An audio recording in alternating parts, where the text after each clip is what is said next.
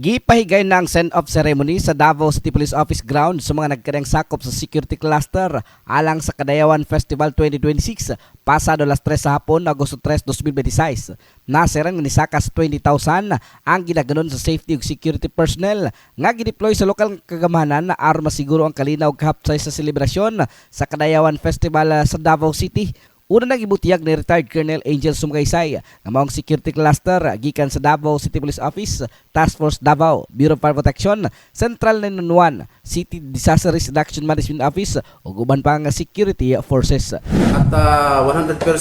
nandiyan lahat po ang suporta from the LGU, force multiplier, and other safety and security cluster ng ating Davao City.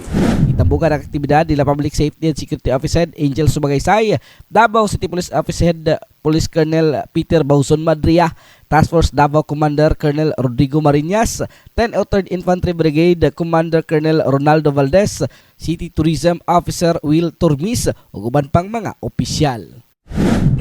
So I cannot say 100% but we are really